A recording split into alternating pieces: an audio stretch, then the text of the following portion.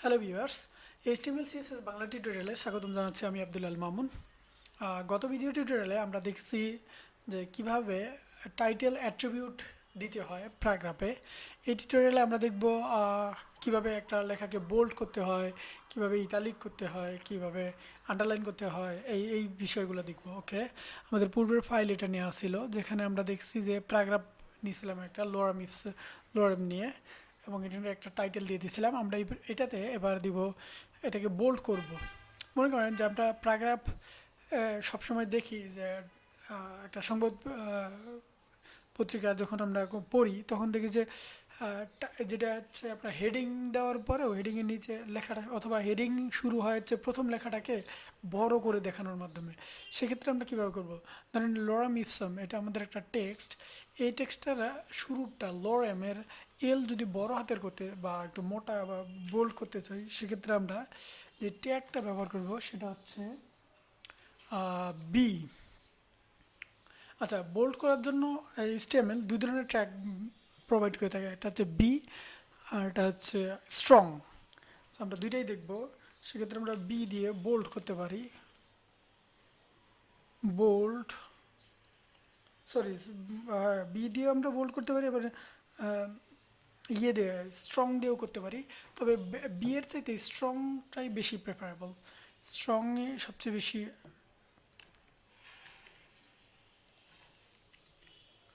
তো আমরা এখানকার লোরাম ইপসামের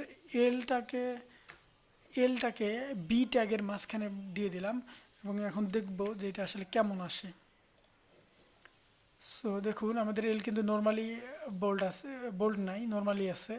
সো এটাকে যদি এই দেখেন মোটা হয়ে গেছে, বোল্ড হয়ে গেছে। সো প্রথম লেখাটার এইরকম মোটা করার জন্য আমরা মূলত বোল্ড লিখে থাকি। সো বোল্ডটাকে যদি আমরা বি এর পরিবর্তে স্ট্রং দিই, যেহেতু আমি বলছি যে দুই ধরনের ট্যাগ ব্যবহার করা যেতে পারে, বোল্ড এবং স্ট্রং। সরি,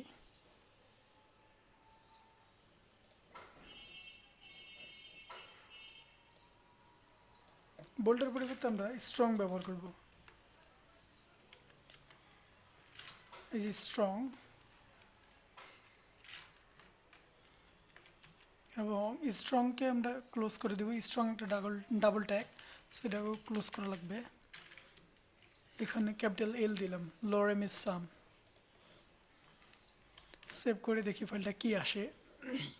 আমরা এখানে এটাকে বোল্ড অবস্থায় দেখছিলাম আগের ইয়েতে, এখনও অপরিবর্তিত আছে। দ্যাট মিন স্ট্রং দেওয়ার কারণেও আমাদের এইভাবে মোটাই পায়। সো বোল্ড স্ট্রং দুটো দিয়ে আপনি বোল্ড করতে পারবেন, তবে বোল্ডের চাইতে স্ট্রং বেশি স্মার্ট আর কি, স্ট্রংকে বেশি প্রেফারেবল। আপনার ইচ্ছা, আপনি যেটা খুশি করতে পারেন।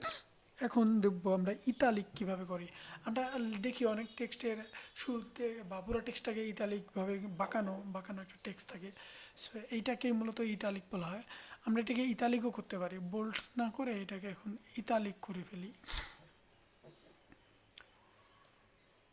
ইতালিক যদি আমরা প্রথম লেটারটা করতে চাই, আমরা ইতালিক করতে পারি শুধু আই ট্যাগ ব্যবহার করে, অথবা ইতালিকও দুভাবে করা যেতে পারে। একটা হচ্ছে আপনার আই দিয়ে ইতালিক, আর একটা হচ্ছে ইএম দিয়েও আমরা ইতালিক করতে পারি। সো আমরা প্রথমে আই দিয়ে ইতালিক করে দেখব। সরি, আই, এবং লরামের ক্যাপিটাল এলটা এখানে দিয়ে দিলাম। সেভ করে দেখি আউটপুটে কি আসে। আমাদের লরেম এখানে কিন্তু এরিয়ালের মতো নর্মাল লেখায় আর কি, নর্মাল টেক্সটের মতো আছে। সো দেখা যাক এটা কি আসে। দেখেন এখন বেঁকে গেছে। সো এটা দেখা গেল যে ইতালিক হয়ে গেছে। তো এই ইতালিক ফরম্যাট আনার জন্য আমরা বলছি যে আমরা আই দিতেও পারি, আবার ইতালিক করার জন্য আমরা ব্যবহার করতে পারি, ইএম ব্যবহার করতে পারি। সো এবার ইএম ব্যবহার করে দেখি। আমরা যদি পুরো টেক্সটটাকে অথবা এই ডট পর্যন্ত এটাকে ইএম ব্যবহার করি, তাহলে ইএম, ওকে, ইএম এর মাঝে যদি আমরা বাকি লেখাটাকে অ্যাসাইন করি,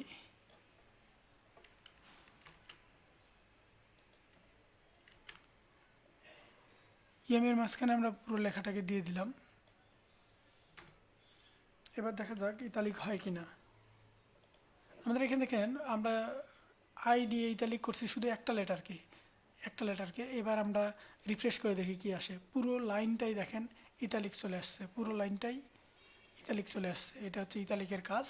সো আমরা এবার দেখব আন্ডারলাইন কিভাবে করে। মনে করেন যে আমরা লাস্ট লাইনটা বা এখানে কয়েকটা লাইনের জন্য আমরা আন্ডারলাইন করব। আন্ডারলাইনের জন্য আমরা মূলত ব্যবহার করে থাকি ইউ নামের একটা ট্যাগ আছে। সো আমরা এখানে ইউ ব্যবহার করব এবং ইউ এর মাঝে আমরা এইটুকু পার্ট দিব ইউ এর মাঝে।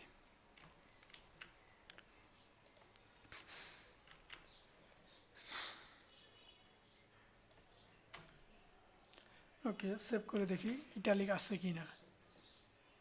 সরি, ইউ হচ্ছে আন্ডারলাইনের জন্য। দেখুন আমাদের এই লেখাটার নিচে একটা আন্ডারলাইন চলে আসছে। এই আন্ডারলাইনের জন্য মূলত আমরা ইউ ট্যাগটা ব্যবহার করে থাকি। ওকে ভিউয়ার্স, ধন্যবাদ ভিডিওটা দেখার জন্য। এবং আমি এই ভিডিওতেও বলতেছি যে আপনি যদি ওয়েব ডিজাইনার হতে চান, আমার মনে হয় যে আপনার জন্য এই প্লেলিস্টটা অনেক গুরুত্বপূর্ণ, বা এই প্লেলিস্টে আমি সম্পূর্ণভাবে দেখাবো কীভাবে একজন ওয়েব ডিজাইনার হওয়া যায়। এবং আমি যতদূর দেখাবো তার পরেরটা যদি আমি মানে পুরো অ্যাডভান্স পর্যন্ত না যাই, তাহলে আমি আপনাদের দেখিয়ে দেবো কীভাবে আপনি অ্যাডভান্স পর্যন্ত যেতে পারেন। ধন্যবাদ ভিডিওটা দেখার জন্য।